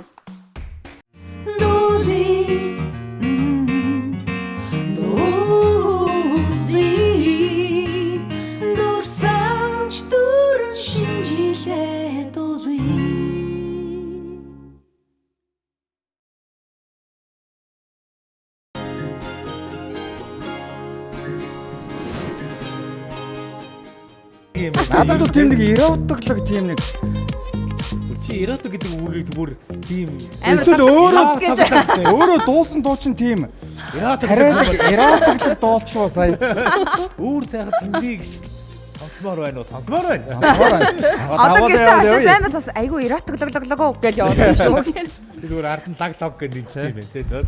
За манайхаа сайхан амныхаа цангааг талиад манай Калпис гой Сан Мигуэлээ аваад гой жимсээ сайхан. Одоо жоохон 2 дугаар хэсэг жоохон би хаа ингээ гой төвөрж байгаа сте. Энэ Cat Fruits-ийн нөгөө озооны ус гэдэг нэг ус байд юм билээ. Тэрүүгээр ингээд нэг осондоо ариутгсан ийм 10 төрлийн жимс. Тэгээ жимсний одоо ашиг тусыг нэг яриад яах вэ? Жимс бол ойлгомжтой тий. Гэтэ юм аягүй амар болсон байгаа тий. Шууд бүх сүлжээ дэлгүүрүүд ирээд юм л шүү дээ. Энэ одоо айл орохтоо энийг сонгоё гэж бодож байна. Харин тийм. Янз бүрийн чихэр жимс гэж хүүхдүүдэд одоо хүүхдүүд ер нь чихэр идэхээ бараг бас болоод шүү. Гой бэлэгдсэн гоё байгаа тий. Тэгэхээр энэ жимсийг сонгоё. Гэхдээ энэ айл майлд ороод гэр мөртийн киви миви идэх бас жоохон чангатай. Энэ арай ялгаруу. Энэ шууд амар байгаа байхгүй. Харин тий. Ямар ч үсийн идсэн бүр ингэж тах юм. Харин нэг юм арган чайгын гэдэг юм гоё. Манай үзэгчид бас мэдрээрээ. Байн. За одоо энэ дээр юу яа? Бит хоёр асуугаал ингээд нэг ингээд авахгүй. Хин чинээсээ юуж асууж ер нь одоо яг яаж гэж. Тэнгэрийн игшгийг сонсож байна. Сонсмоор байна. Одоо пүүжээ нэг жоохон юм асуу. Ингээд дуулаад явж байхад энэ тэнхийн байгууллага дээр болохоор хөөргөн байх хэцүү ер нь. Өөрөөс ч бас асуумаар байна. Наад бол ингээ үнсээ сууж байхад айгүй хэцүү юм байна. Гоо сайхны дарамтанд орж юм. Тэгсэн тоо ингээд над руу зөрөг дуудаад байгаа. Тэгээ дарамтанд орж суулгачаад ингээд тий. Миний ингээ хөлс гараад байна. Тэгээд би яг өнөөдөр нэвтрүүлэг аягүй гоё явж байна. Тэгээд өнөөдөр яг их сонирхолтой үйл явдал ярьж байна л да. Тэгээд би зүгээр Зан Базрын музей, археологи энтрэг жишээлх юм бол одоо манай хүүхд жишээлх юм бол орж үзег байгаа байхгүй юу? Одоо музей зүзээд. Тэгэхээр бид нар өөрсдөө ингээд одоо жишээлбэл би одоо ингээд кино урлагийн энэ залуучуудыг энэ одоо үүх төгс соёл энэ археологи энтерт судалгааг илүү ингээд одоо танин мэдгэт нь би өөрөө тэгж мэдүүлэх тийм юм жоохон ч гэсэн хийж өгөх хэрэгтэй юм байна гэж бодлоо. Алхмыг нь тавьж өгч илүү мэдээлэлд нь хүргэж өгөх хэрэгтэй. Бид нар дагуулж явахгүй ямар хүүхэд өөрөө за Зан Базрын музейг очиж үзье даа гэдэг юм байх. Хизээч тийм гарахгүй шүү үгэн. Сургуулаас нь байж болох юм тийм ээ. Эхний 7 хоногт Монгол даяараа музей үнэгүй байдаг байхгүй юу? Хэдэн сарын? 5 хоног. 3 сарын эхний тийм болоод. Тэгээд дээрэс нь музейн тухай хуулинд 16 нас хүртэл хүүхдүүд музей үнгүй үзэх хэрэгтэй. Ахмадууд үнгүй үзэх хэрэгтэй. Нөгөө хугацаат цэргийн албаныхан нэг зэрэг тэд нар бас үнгүй үздэг. Одоо битгэд очиж хэдэр үзэх үү? Ер нь бол үний юг болохоор цаанаасаа яаж 15 мянга. 15. Том хүн 15 мянга. 18 нас хүрс 16-аас дээш насных нь 3,000 тал 5,000 тал. Одоо 15 мянган төгрөгийн үзмэр гэж юу ах вэ? Түүхээ үзчих тийм гоё мэдлэг авах боломжтой байгаа. Маш их мэдж авах шүү дээ. Тийм шүү дээ. Одоо зүгээр нэг тоглолтууд чинь л 60 70 мянга 50 мянга 40 мянга гэж явж байгаа. Тэгээ 15 мянган төгрөг нэг музей үзэхэд бол би энийг альтернативээс шаарч ингээд тавьсан байсан байхгүй. Тэгэхээр нэх гоё нэг чихэр мэхэр юм баг гэж хараад сая явж ингээ харсан чи юу гайхалтай нөгөө Монголын нэг өдөр маань юм пазл юм шиг байна тий. Энэ чихэрлэг хараад суугаад. Манай Монголын өндөргөөний бүтээлүүд манайд ер нь их Монголын сор их урчуудын бүтээлүүд байдаг. Тэгээ түүний нэг нь яалч гэн Балдогийн сарын Монголын нэг өдөр байдаг. Тэгээ Монголын нэг өдрийг ер нь мэдхгүй зураач хүн гэж одоо байхгүй дээ. Ер нь байхгүй дээ. Тэгээд өөрөө их баялаг аль сэдвүүдэд хөрөж ордог. Хэдий ингээ уран зураг шиг боловч ингээ доторх үйл явдал нь угсаатан лөө тэнд төрслөгдсөн хүний хувцс хунар нь гэхээ юм түүх судлалуу ч ингээ ороо явах юм боломжтой их сонирхолтой. Утас 400 гаруй ширхэг байдгийг. 460 гаруй ширхэг. Энэ ямар гоё ном бэ? Нилээн том. Энэ Монголын хуучин зураг бүтээлийн цувралууд гинэ. Танай зургийн одоо маш олон энэ нөгөө гайхалтай энэ бүтээлүүдийн бас нэг юм амьд орших одоо хүртэл ингээд хүмүүс зургийг хараад яг нэг юм оршихын юу гэж харж мэдэрдэг шүү дээ. Манайх нөө өндөргээний музей, Заназрын музей гэдэг утгаар нь манай музейд байгаа бүх үзмэр өндөргээнийх гэх хүмүүс ойлгоод байдаг байхгүй. Харин тий. Үгүй л дээ. Энэ гараа өнгөрсөн жил хийсэн нөгөө Монгол улсын ардын зураач Дамнин сүрэн гээд энэ Дамнин сүрэн чи их хүрээний урчууд гэсэн номоор их алдартай шүү дээ манай судлаачдын дунд. Тэгээ манай музейд Дамнин сүрэнгээ зарим нэгэн бүтээлүүд байдгийг. Тэгээд ер нь бол энэ номыг Дамнин сүрэнгээ охин Даримагийн захиалгаар би ингэж нөгөө имхэтгсэн байна. Дарима ихч болохоор түүний охин Дамнин сүрэнгээ охин. Тэгээд яг манай музейд хадгалж байгаа энд болохоор зөвхөн бурхан зургуудаар нь энэ өөр хүрээний бурхан зургийн тгийг заалгасан юм хүн байхгүй юу. Тэгээд нөгөө нэг сонжтой одоо би болохоор нэг тэр 19 20 дугаар зууны ихэнх үеийн түүхүүд их сонирхолтой. Нэг нэгнээс нь нөгөө нэгэнд лөө шилжих үед одоо ингээд Монголын уламжлалт бурхан зургаас одоо орчин үеийн тэ Орос зургуудын чиг хандлагууд урсаж орж ирэхэд энэ нөгөө яг Монголын дүрсгэн урлагийн ихэнх үеийн хүн байхгүй. Монгол зургаас уламжлалт зургаас шинэ юу гэдэг лээ урсгаллоо одоогоор ярих юм бол шинэ урсгалыг хөгжүүлэхэд тов нэмэр оруулсан. Түүний хамгийн алдартай бүтээл нь их хүрээний урчууд гэдэг маш гайхалтай ном байна. Зөв. Ингээд бүтээл болгон өөрөө ингээд нэг үн цэнтэй гэдэг шиг би саяхан нэг сонссон хөвсгөлөөс илүү нөгөө шар тос юу бол тэр чин ямар юу шар тос? Харин одоо сонс таа өрөм одоо өрөм гэх юм. Өрөм болсон. Тийм тий. Газар доороос уу? Газар доороос. Тэр айгүй сонио. Оо за. Тэгэхээр энэ болохоор Хүсгэл аймгийн одоо Улаан уул сумын нутаг Дархтын хотгороос бол ийм өрөм шар тос олсон тухай мэдээлэл ер нь нэлээд цацагдсан л да. Яг та бүхэнд зарим нэгээс нь сонирхуулах юм бол энэ булшнуудыг болгонгот бүгдийг ингээд томцсон байхгүй. Нөгөө нэг тонуулчид тулгаач нар очиод бүгдийг ухаад сүйтгэе хийцгэсэн. Тэрний очиж биднийг бол очиод бол энэ уулын ороо төр байсан. Одоо 68 буу шиг бүгдийг нэг авахсан байсан. Тэгээ манай хүрээлэнгийн судлаач доктор Баяр Цайхан гэдэг хүн байдаг. Энэ хүн бол судалгааны авааг ахлаа бид нар 19-8 онд бол энэ судалгааг хийсэн. Адтай тохиолдолд тэр нөгөө тонолчууд ингээд тодорхой ухаад хамаг үнэтэй цайтыг нь авсан байгаа шүү дээ. Яг хүнийхээ тэр толгой хэсэгт бол ингээд чулуугаар таглаад тавьсан нэг хэсэг байсан. Тэр хэсгийг нөгөө хүмүүс мэдээг байхгүй. Нонолчт нь. Тэр чулууг нь авсан чинь цаанаас нь ийм шавар ваарн дотор дүүрэн хийсэн ийм өрөм болсон баг. Өрөм шар тос. Тэгэхээр бас гайхчихж магадгүй те. Энэ бол одоо бас 800 жилийн өмнө гэсэн үг. 13-аас 14 дугаар зууны үе. Яаж одоо ийм хадгалагдах сайн нөхцөл болсон бэ гэхээр тэр Дархтын хотгорын тэр бүс нутаг бол нэг цэвдэгтэй учраас хүйтэн те. Тэр 13 дугаар зууны үед тэр ваарыг ингэж өрөм шартцыг тавилаа. Тэгэл хөлдүүгээрээ хадгалагдсан гэсэн. Энэ бол ямар зорилттой бэ гэхээр дотроо ийм зулын голтой. Тэгэхээр зөвл тэр нас урсан хүнд мөнхийн зул өргөж тавьсан гэсэн. Тэгээд бол тэр зулын голынх нь одоо хөвөн нь бол ингэ шатцсан байгаа байхгүй. буцаагаад нөгөө нүхийг булахад бол унтраал. Тэгэл одоо утал хадгалагдсан гэсэн. Тэгэхээр бид нэр тэр варнаас гарсан тэр шар тус өргөн дээр бол дээж аваад шинжилгээ хийсэн байгаа л да. Тэгэхэд бол одоо сарлагын сүгээр хийсэн болгоом тогтогдсон гэсэн. Тэгээд сүгийн сагаа тэгээ боловсруулад өрөм шатсан хийсэн гэсэн үг тий. Тэр бас сонирхолтой. Музей мод гэдэг нэвтрүүлэг өгдөө шүү дээ. Тэрүүгээр бол баян гарч ирсэн. Тий, тэрүүгээр бас шít маань бас тэрийг дэлгэрүүлээд харах боломжтой тий. Тийм байна тий.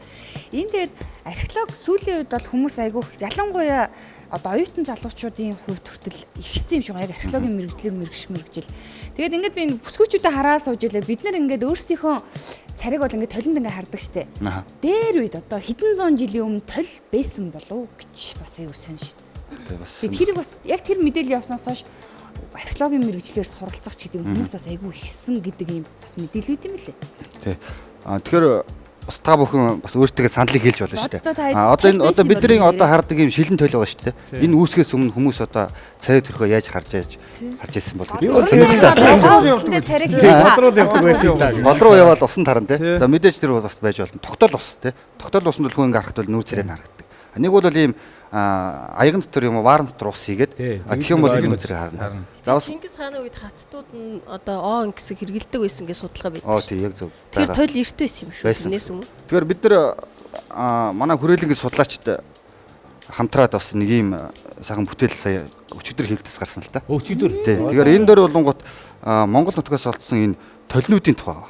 Энэ эртний энэ Монгол нутагт оршин байсан эртний хүмүүс ялангуяа эмэгтэйчүүд одоо энэ нүүр царайгаа яаж хэрхэн хардаг байсан бэ? Юунд хардаг байсан бэ гэдэг асуудал. Тэгэхээр эдгээр бол дандаа хүрлээр хийсэн тийм толинууд гэсэн үг л дээ. Ер нь харах хэрэг байсан уу юу гэдэг. Гэхдээ мэдээж одоо хүмүүс одоо толинд харж одоо өөрийнхөө бацлыг яа штэ тий. Тэгэхээр энэ бол хүрл идлүүд бол одоо ингээд энэ зурган дээр харж байгаа бол ийм зэвэрцсэн ч юм уу тий зэвэнд итгэсэн юм шиг байгаа бах тий. Гэхдээ эдгээр бол энэний бол ард тал нь бол ийм маш толгор байхгүй. Тэгээ энийг ингээд өнгөлөнгүүт хүний нүүр нь харагдана гэсэн үг тий.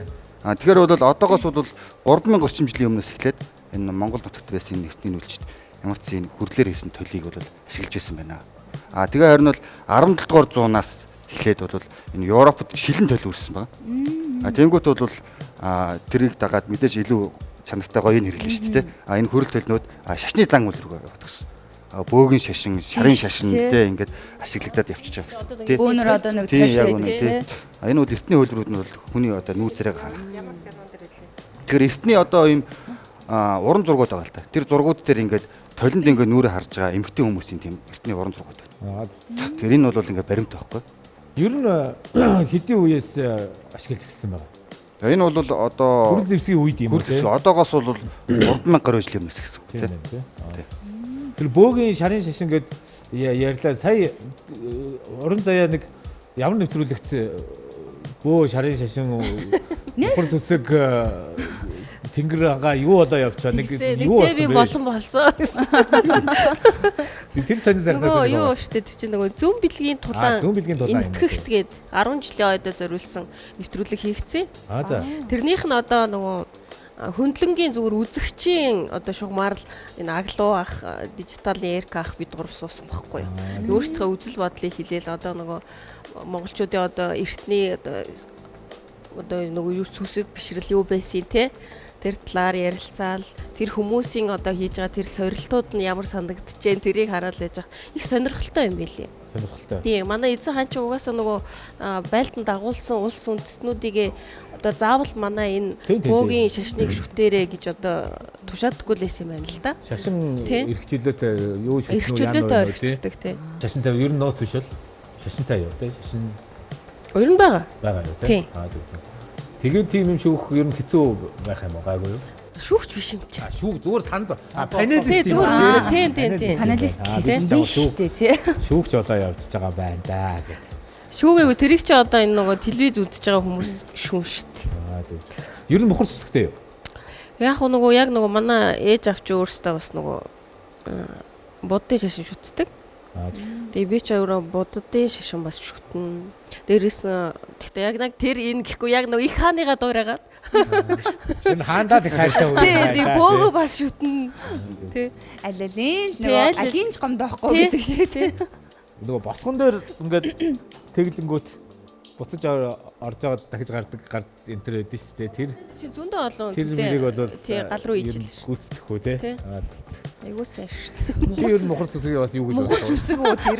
Мухар сүсгийг одоо танаас сурсан. Танаас сурсан одоо өнөөдөр ирсэн юм багаас хариулъя гэж бодох юм бол 7 жина мухар сүсэг гэдгийг би гэхдээ нас яваад юм уу итгэдэг болж илээ. Гүйцэтгээд байна. Яг итгэдэг болж илээ. Итгэж байна. Одоо жишээлх юм бол ямар вэ? Ягаад чи мөглөө багнаас ингэж алж барьж болохгүй. Тэнгүү цаанаасаа л ингэж бүх юм болохгүй байгаа юм санагдаад эсвэл энэ цаана нь ингэж тийм мэдээлэл эсвэл кодлоод байна уу? Ерөөсөө ингэж одоо ер нь бид нар чинь монголчууд ер нь дээр үесээ тийм нэг шашинлаг зан үйллэг хүмүүс шиг юм лээ. Нэг юм болонгоч өвөө босгон шороогоор ингэж өвчээрэнгүүд арилждаг. Тэгэхээр бид нар нэг дээр үесээ тийм нэг угаасаа нэг үндснээсээ тийм нэг мухар сүсэг тийм нэг шашинлаг тийм нэг юмд итгэдэг тийм нэг тусдаа ард түмэн юм шиг. Одоо ингэж юм мухар сүсэг гэж хэлээд байгаа сая тий. Ийм 20 цэртэй юмнууд. Одоо тухайлбал одоо нэг хагархай тойлонд нүрээ харддаг гэдэг чинь. Одоо наад чинь бол мухар сүсэг үстэй. Одоо бас энэ самны ингээд шүдэн хугарсан байх тэрийг үсээ самд биш юм үү. Энэ бүхэн чинь энэ 20-тэй юмнууд чинь одоо амсран сэтгцэн бол тий. Энэ бүхэн чинь тэр оршуулгын зан мөлтэй холбоотой байхгүй. Тэгэхээр бол эрт үе энэ оршуулгамуудад дандаа аливаа эд зүйлс сүнстэй гэж ойлгож ирсэн байна. Тэгэхээр тэр хүн нас барсарлаа. Дараа нь тэр эд зүйлс нь дагалдуул тавихтаа бас сүнсийг салах хэрэгтэй. Тийм учраас самны нэг шүдийг хугалж байна. Тойлоо байх юм бол тойлыг хаглаад хамт хийдэг. Аягийг бас мөн амсрын сэтэлдэг. Ингээд оршуулгад дагалдуулдаг. Тэгэхээр бол нөгөө эргээд амьдрал дээр бол тэр болгоныг хэрэгж болохгүй шүү дээ тий. Тэгэхээр цээрлээд байна. Бид нар дуудлагчтай эрэхтэй энэ нөгөө яг тэр оршуулгын зан үйл гэдгийг мэдгүй ч гэсэн ер нь ийм юмнууд чинь цээрлээ гэдгээр өгчтэй шүү тий. Яг зүү зүүдлэх ч юм уу тэгж бихэр нэг самны шүд туугалж хайдаг шүү дээ. Тэгэл буруу хараад 3 нөлөөм тийшийг харж зүүмөрөө юм. Зүүд бол ихтэй сонирн л да. Зүүднээс гадна одоо энэ жишээлбэл нөгөө ийм хагархай төлөнд харахгүй цэцэрхий аганд уухгүй муухгүй гэхээр би бол мухар сүсгийг нөгөө бүр ингээд жоохноосоо үзий яддаг учраас бүр улам зөрүүдлээд бүр уумар санагдаад гэж юу. Заавал юм хагархай төлөнд хармаар санаа. Босгон дээгүр заавал бүдэрч гармаар санаа. Би яагаад гэдгийг ерөөс ойлгодог байсан бохгүй юу. Тэгэл одоо бол ойлгож эхэлж штэ. Энд чинь нөгөө ийм дээр үеэсээ оршуулгын зан үйлдэл. Тийм зан үйлдэл юмас ингээд дамжиж ирэхдээ бид нарт учрыг ойлгуулгүй зүгээр босгон дээгүр бүдэрсэн бол буцаж ор нэ тэрэ гээл те. Галыг гал руугаа модчлоо хийж гэдэг юм уу. Ингэж л явсан болохоос учир нь ингэж олдоогүй байсан бол одоо оллоо. За баяр. За баяр хүргэе. Уртцагааны гудамж нэвтрүүлгийн дэмжин ажиллагчаар амар бас амттай Cat Fruits Mongolia.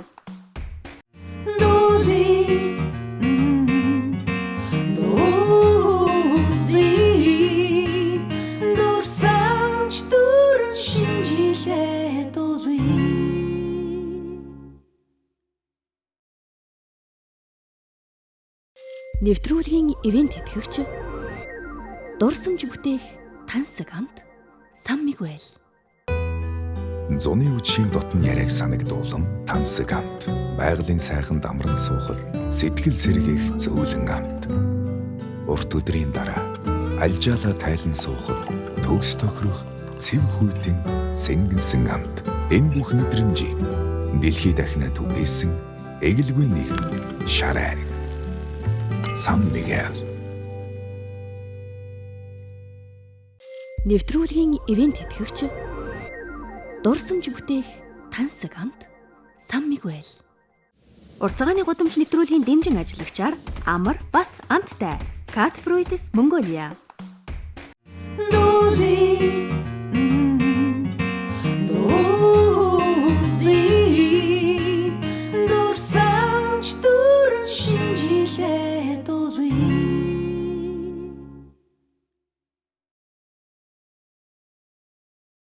Нэвтрүүлгийн ивент тэтгэгч дурсамж бүтээх тансаг амт Сан Мигуэл. Уртцагааны гудамж нэвтрүүлгийн дэмжин ажиллагчаар амар бас амттай Cat Fruits Mongolia.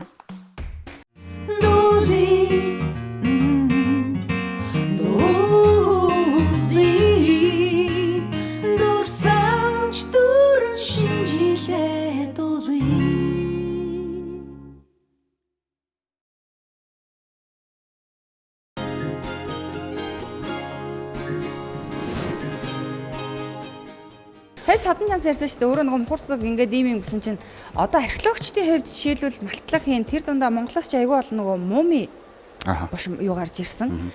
Тэгээ нөгөө кинон дээр гардаг. Тийм. Монголоос уу? Тийштэй.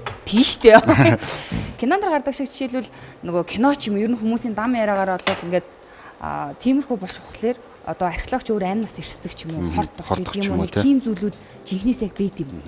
Тэгэхээр кинон дээр бол яг тийм юулаад гардаг те. Одоо ингээд яг ингээд хорн пүк гэж хордох ч юм уу ямар нэгэн байдлаар те. Момиг зүгээр дандан шуусан шаржиг яриад байгаа юм. Яг тийм. Тэр одоо Египтийн яг жинхэнэ зан юугаар нь моми Монголоос гараад ирээд яаж яваад Монголоос гараад ирээд. Тэр одоо Монголоос олж байгаа бас нэг юм онцлог дурсгал бол хадны оршуулга гэж байдаг. Тэгэхээр бол энэ хүмүүс одоо эртний агууд ингээд хүнээ тавиад оршуулад тэнгуут бол тэр нэг ус бороонд мархгүй учраас тэр хүний одоо зөөлөн идүүч юм арьс эднэр ингээд яг борц шиг хатчдаг гэсэн. Тэгээ хадгадагдсан тиймэрхүү момнууд бол Монголд бас олоо олдож байна. Түрүүн та хэлсэн тэр янз бүрийн мухар сүсэг юу байдг вэ гэдэг те. Тэгэхээр бол энэ газрын гүнд байгаа олон зуун мянган жил болсон эдгэр зүйлс бол ямар нэгэн одоо хор хөнөөл байхгүй гэж үздэг те. Тэр бол гайгүй. Харин одоо энэ битүү орчин ч юм уу те. Бунхан тухайлбал тэр бунхан бол ингээ олон мянган жил ингээ хөндөй орон зай үсээд тэр юмнаас гарч байгаа ялзрал үсээд ч юм уу. Магадгүй энэс бол хортой зүйл байх магадaltaй. Бид нар бол энэ 12 онд Аранга аймгийн Хотон цумын нутагт бол нэг юм бунхан малцсан л та. Тэр бунхан бол ингээ дотроо хөндөй байсан. Тэгэхээр бол эхлээд бол нэг юм одоо хаалганаас нэг тоосхыг аваад агаар оруулаад бүтэн өдөр ерөөсө тийш ойртохгүй. Түүний дараа бол маск юм уу бүх зориулт хамгаалалтын хувцас өмсөөд ингээ малтан судалдаг. Ямар нэгэн тийм хүч өргөцсөн ч юм уу тиймэрхүү тохиолдол байхгүй гэсэн. Гэхдээ анх одоо шийдвэл мэдгүй хүн л ингээл газар ухаад нэг юм ясмас ч юм уу ингээд үрчгээр нэг юм айц хүйц болчдөг ш нэг айгаал хар дараад анхны яг буршнаас тийм юу ах танд яаж исэн айж ч юм уу. Тэгээ бид нар чинь нөгөө нэг их сургуульд хичээл үзэж байгаа шүү дээ тий. Онлайн мэд хичээлүүдээ эхлээд үзээд тэгээд бол дадлаг хийдэг бол тий.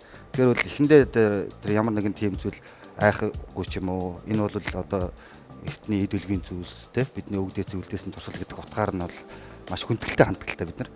Тийм учраас бол тэрнээс бол айж имэгч гэдэг юм гэдэг тохиолдол гарч байгаагүй. Хүмүүс бас ярьдаг. Хүмүүс бас ярьдаг тий нэг энэ булшиг ингээ малтлаа тэглээ инглээ гэдээ бас янз бүрээр шүүмжилдэг л дээ. Тэгэхээр эндээс одоо гарч байгаа энэ бүхний чинь судалж ээж, шинжилж ээж бид нар өнөөдөр түүхээ бүтээж байгаа байхгүй. Өнөөдөр түүхээ баяжуулж яа, түүхээ бичиж гэнэ гэсэн. Тэгэхээр бол энэ археолог бол бас чухал шинжлэх ухаан гэж. Энэ нөгөө ганцхан одоо энийг л ганцхан асууж. Тэгэл би дугаа яахгүй. Археологчд ингээд энэ олдуруудыг за жишээлбэл яг алт эрдэнэс ч байсан мэс юу ч байлаа гэхэд магадгүй зөөвлөж явах хавцад дундаас нь алга болох ч юм уу ингээд нэг юм зарч тоногдох нэг хэсэг бол тиймээр их байдаг гэсэн шүү дээ. Чи юм хэлэхэд археологчдод бол тэр их гой үнцэнтэй энэ олдуруудыг зарж өргөдүүлсэн зүйлүүд байдаг гэх мэтлэн үнэ бодлыг мэдэхгүй л дээ. Тийм зүйлүүд яг байдгүй болтгүй. Тийм зүйл. Тэр хуулийн дагуу жишээлбэл ямар мэдээж хуулийн дагуу ингэж зүгээр юм шүү. Ер нь одоо ингээд хүн археологи хийнүү зүр газрыг ухах нь сонирхох нь тэрийг бол тонно гэдэг шиг байна тий. Археологчид ингээд тусгай зөвшөөрөл байгаа юу тэрийг. За тэгвэл тэр олсон юм нь археологчийн өөрийнх нь өмч юм уу? Яг юу юм бэ? Улсын өмч. Улсын өмч бол. Тэрийг нуусныг яаж мэдэх? Тэгэхээр бол одоо ингээд энэ археологийн маллаг судалгааны ажил ингээ эхлэх мэдээж энэ ганц хүн хийхгүй шүү дээ. Олон хүний хамтарсан нүүрэх хөдөлмөр байдаг л та. Тэр энэ бүх ажлууд бол энэ баримтжуулалтын зарчмаар явдаг. Эхлээд зураг авлаа, бичлэг хийгээд ч юм уу те. За одоо ингээ юу гарсан яг тэр бүх юм ингээд бүртгэл хөтлөөд за энэ хүний хаанаас нь олсон ингээ бүх зураг гэрэл зургтай байна гэсэн. За тэгээд тухайн орчинд нь ингэж бааж боглоод тэгээд энд бол сэргээн засварлт явагддаг.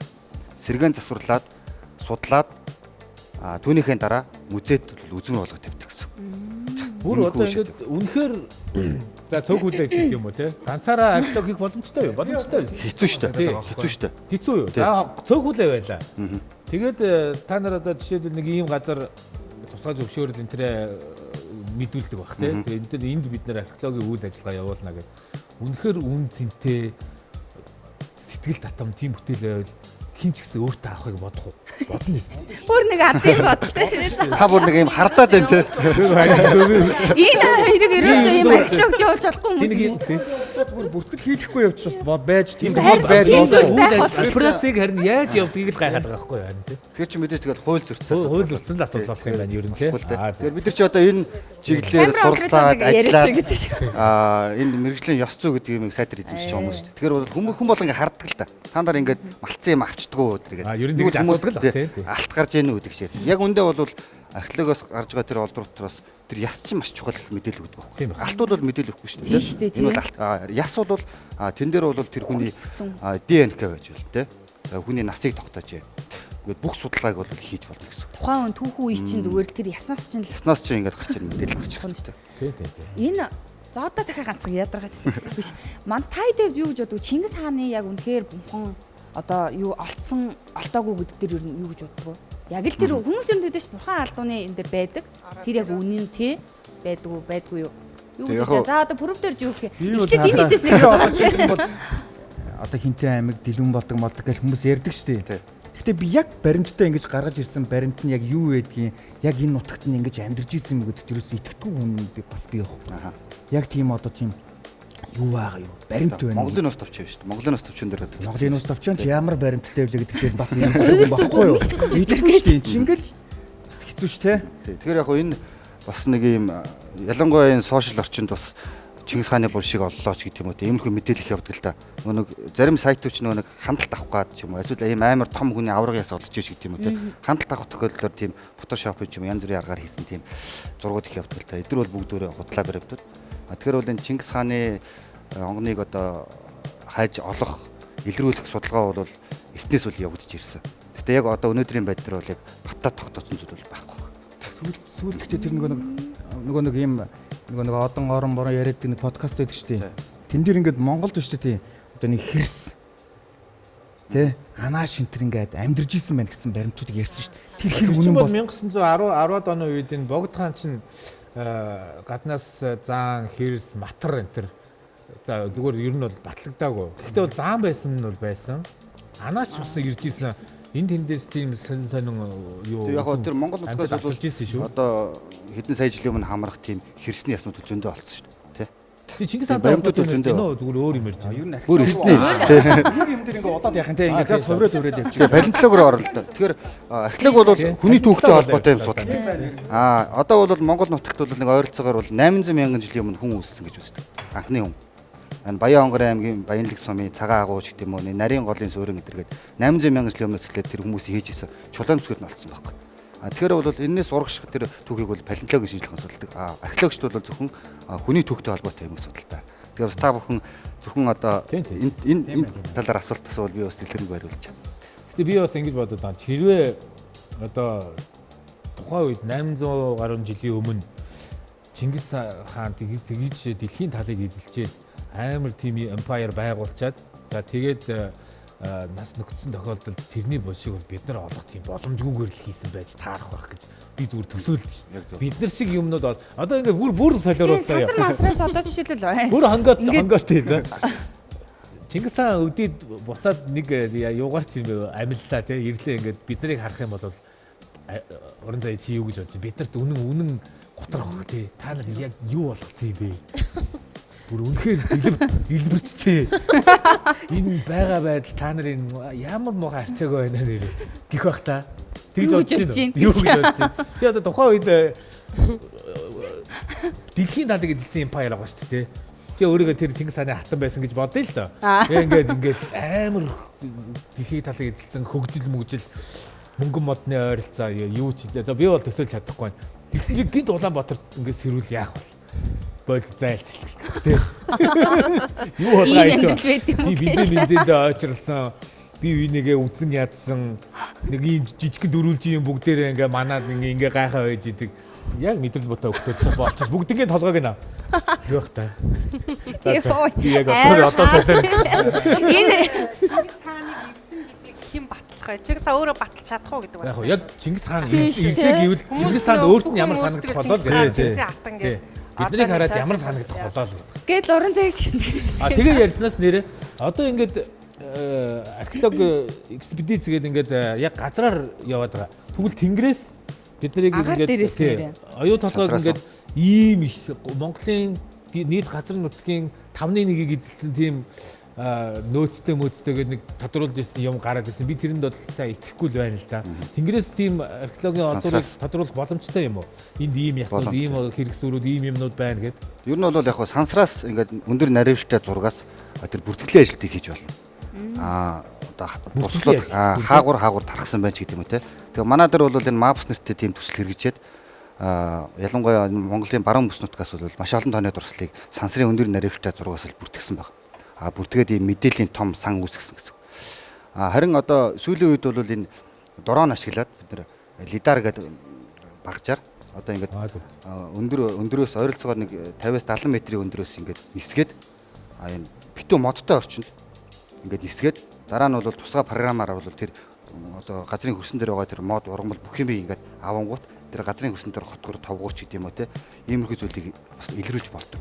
Тэр энэ жил бол бид нэр бол энэ Булган аймгийн нутгаас бол 40 гаруй буурштай тийм том язгууртны буурштай тийм оршуулгын газрыг бол нээсэн. Тэр бол ингээ хүн очоо ингээ харах юм бол битүү зүгээр мод харагдаж байгаа байхгүй. Тэр багжийн тусламжтайгаар зураг аваад ингээ цэвэрлээд яхад бол тэд ингээ нэгж байгаа гэсэн. Тэр бас энэ орчин үеийн сүүлийн технологиудыг ашиглаж байгаа гэсэн тийм. Тэд нөгөө манад уучлаарай. Одоо уран заяатай тав угсаач. Нөгөө дууны уран бүтээл хийж байгаа хүнтэй нэг чинь бас ингээд шууд уусаал аваарэ. Дууны уран бүтээл дээр шинэ технологи дэвшил энэ ашиглаж байгаа юмнууд ер нь юу вэ? Яг энийг асууж ийнэ гэхээр манай уран заяагийн гэр бүлийн хүн бол их шиг студийг ажилладаг. Энэ хоёр чинь тусдаа одоо студийн бизнестэй уран бүтээлчтэй байхгүй юу? Тийм учраас хөгжмийн ертөнцид одоо шинэлэг зүйлүүдийг яаж нэвтрүүлж чинь танаахан юу сэтгэж чинь яаж нээж чинь. За баярлалаа. Ер нь бол юу юм бэ? Их шиг студийг ер нь хүмүүс бас мэдэхгүй л байгаа хэл та. Одоо 2026 онд 40 жилийн ой болох гэж байгаа юм. Тий. Манай одоо нөхрийн аав нь майдер гэж хүн байдаг.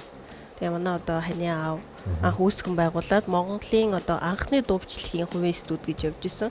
Тухайн үеийн одоо морин хуурыг генест бүртгүүлэх бичлэгийг хийж исэн. Алтан өргөө киноны дууны одоо бичлэгийг хийж исэн гэд Монголын ерөн томчуудтай бүгднээр хамтарч ажилласан дэлхийн өвд бүртгүүлэх тэр ажилдаас гар бие оролцож исэн юм өндөр хүн байдаг аахгүй юу. Тэгээд 26 онд одоо 40 жилийн ойгоо тэмдэглэхгээ тэр одоо арга хэмжээнийхээ хүрээнд бас маш олон уран бүтээлчтэй хамтарсан одоо уран бүтээлийг хийж байна. Өгцсөн бас одоо сая нөгөө манай бүсгүй ярьдаг нөгөө 21 дээр ихийн ачлал 21 дээр ихийн ачлал дууны маань 20 жилийн ой болж байгаа. Энэ дууны одоо эрхийг эзэмшигч нь одоо манай студ идэг. Тэгээ энэ бүтээлийг одоо бас 21 одоо алдартай уран бүтээлчтэй хамтарч хийх энэ төслийг бас эхлүүлчихсэн гээд ерөнхийдөө бол студийн хувьд бол юм байгаа. Орчин үеийн одоо технологичоор бид нарын одоо сэтгэж одоо төсөөлөхгүйгээр маш их хөгжижлөө шүү дээ тий. Тэгээд дуу клипэндээ оруулж гин видео кинонд ч оруулж гин тий бүр янз бүрээр ашигладаг болсон. Одоо ч нөх химл оюуханаар бас дуу зохиолгож гин шүлгээ зохиолгочдаг болж гин. Тэгээд сүйдээ баг дуучны чирэггүй болж гин гэж хүмүүс бас ерөөсөө дуучин юу байхаар зүйл болохгүй. Гэж ярих юм бол жүжигчний чирэггүй болох гэж байна. Одоо бол ер нь мөнгө нь байх юм бол хөтлөгч телевизийн чирэг алга тий. Гэхдээ нэрээ тийм болоод байгаа тий өөр. Яг одоохондоо их үнэтэй хийгдэж байна. Гэхдээ чанарын өндөр түвшинд хийхэд бол сүүл рүү бол хүүхдүүд хийдэг болох байх. Тэр цагт юу хийндээ л гэж бодож явдаг юм да тийм ээ бүү. Юу хийндээ гэж.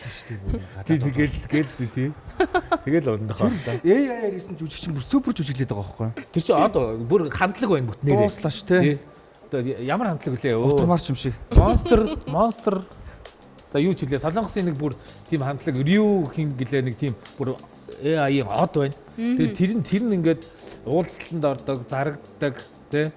Ингээ ярилцлаганд ордог бүр яг л жинхэнэ амьдараа ийм хүн юм шиг тэгээд тэрэн төлбөртэй тэрийг рекламанд тоглуулдаг тэрний дууг ингээд хэдэн саяар YouTube-ээс таталтаа авдаг ер нь тэгэл ажилгүй л болох гээд байгаа юм шиг ер нь ингүүлгээл байна даа нэг л киклүүлээд байгаа сав жимсээ эцгээ юм уу ганцаар хэцэр байгаа юм шиг чи зүгээр нэг үсээ өвдөр тавьчихвал яасан ихтэй байсан тий 2 удаа байсан одоо дахиад нэг бас барьсан юм байна би барьлаа ундаа барьлаа жимс барьлаа катрут чи ингээд өвөр дээрээ тавиас очих. Тэгээ энэ хардаа энэ асар их цэвэршүүлсэн тэмдэглэсэн байгаа шүү.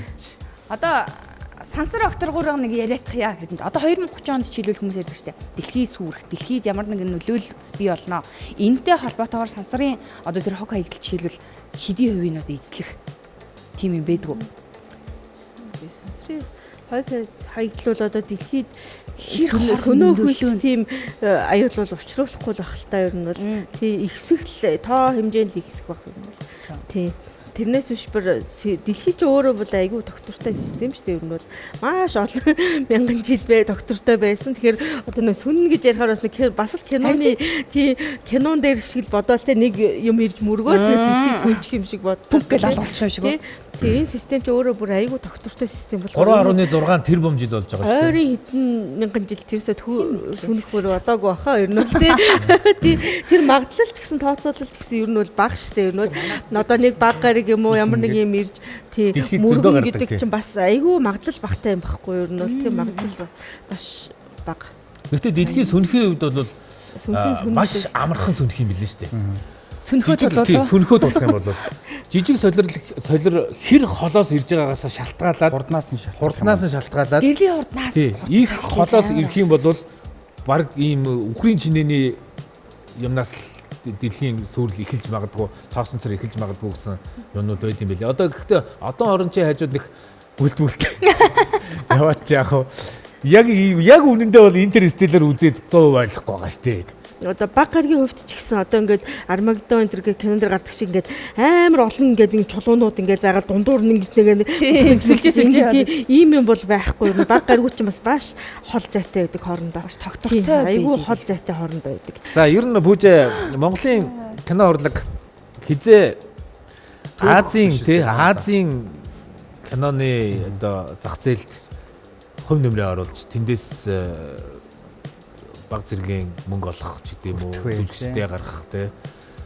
продюсерингийн баг тэнд ажиллах ийм болцоонууд нэгдэж эхлэх бол манайхан нэг хэсэг нэг оргил махан за болд одоо сүүлд нөгөө Симон Баяраа ах энэ нэг баг цаг явцгаалаа л да дүлгөө энэ те гэхдээ нэг л бас байхгүй л байна да байна л да томоохон орохгүй байна л да бүр сая нөгөө физикал айж дээр бол манайхан яг цөм болж орлоо яг тэр шиг гэх юм уу да. Тэгэхээр миний бодлоор тийш нэг одоо ч юм Солонгосын зах зээл Netflix гэдэг чинь бол бүрстэй. Бараг дэлхийд тэр Netflix-ийн зах зээл рүү орохыг бараж мөрөөддөг гинэ. Тэгэхээр монголчууд жишээл хэрвээ орё л гэж бодох юм бол яг бид нар хувь уран бүтээлчид өөрсдөө ингэж дайрахаас илүүтэйгээр төрийн бодлогоор л дэмжихгүй. Бидний тийм тэгж дэмжихгүй бидний өөрсдийн нөөц боломж мөнгө төгрөг санхүү техник боломж ямар ч юм баг.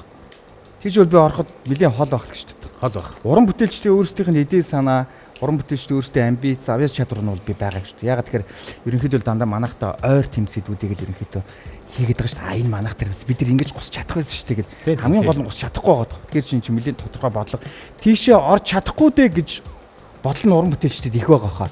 Угаасаа бид нар очихгүй шүү дээ. Одоо энэ Солонгосын энтертайнментууд төрийнхөө бодлогоор явд юм болов? Угаасаа төрийн бодлого эхнээсээ л анхны сериалаас ахуулаад байсан байгаа шүү дээ. Ер нь бол байгаа л да тийм Солонгосын тийм. Тэгэхгүй л угаасаа ингэж төрийн бодлогоороо ингэж сайн дэмжихгүй бид нар өөрсдөө тэр зах зээл тоогдох юм бэл. Тийм үү. Би бол одоо энэ төр төрсөлсөн хүний үед төрөөс юм гоохгүй манай залуучууд өөрсдөө юм хийгээд ямар нэгэн байдлаар Netflix дэлхийн хавтгай болсон энэ тохиолдолд би гол нөгөө шамаг залуу киночдын төлөөлөл учраас л ингэж асуугаад байгаа юм л да. Монгол кино гэдгийг ерөнхийдөө тэр дэлхийн зах зээл мэдэхгүй байгаа. Миний бодлоор тэрийг мэдүүлэхийн тулд Монгол кино ийм байдаг шүү гэж мэдүүлчих юм бол бид нар зохиол ингээд шийдгээд хүмүүс анхаарч ингээд юмд шатныхын дагуу явахлуул гэж бодоод байгаа юм. За цаг дуусчээ. Ерөнхийдөө одоо ингээд хэдүүлээ сайхан дундаа нэг дуучин та хүмүүс байна да. Орон заяагаад нэвтрүүлгийн маань дуусгаад үзэгчдтэйгээ шинэ жилийн баярын мэндийг хүргээд нөгөө түрүүнийхээ ярьсан нэг сайхан дуугаа. Дуулах уу? Өөр дуулах юм уу? Ямар дуулах? Одоо 25 онд би сая эрт урдын домог 25 оны эхэнд гарч ирсэн. 25 оны сүүл тайрын тухай гэж гарсан. Одоо 25 оны эхэнд гарсан уран бүтээлээ. Одоо дуулах. За тэгье. За ингээ хүрэлцэн ирсэн та бүхэнд баярлалаа. Одоо дуучин уран заяагаа өрөө. Өнөөдрийн манай нэвтрүүлэгт бол шинжлэх ухаан, кино, хөгжим, археолог гэдэг ингээд сансар окторгуу гэдэг төмөн зүйлийн гой ийм яриа өрнүүлсэн сайхан дугаар боллоо. Сайхан амарцгаагаараа уран заяагаа өрье. За.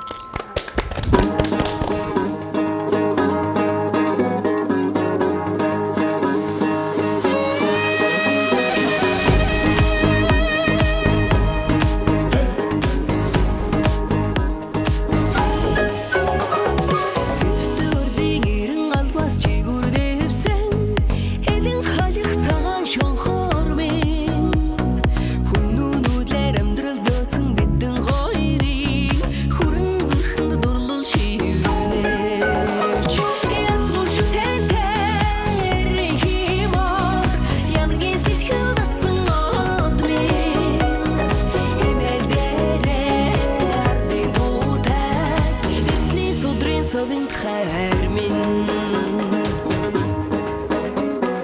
өнөдөртний өвлөн дээгүр дүүлэн мийсэх хөвгөдээцэн ариун олонд минь сүйх тэргээр жаргал тайсан сүй дамргийн сүнсэн дотор мөнхөд батталаа янз бүр тэнтэр химор янгийн сэтгэл дасан од минь эмэдэрэ арди нутай эртний судрын совинт хайр минь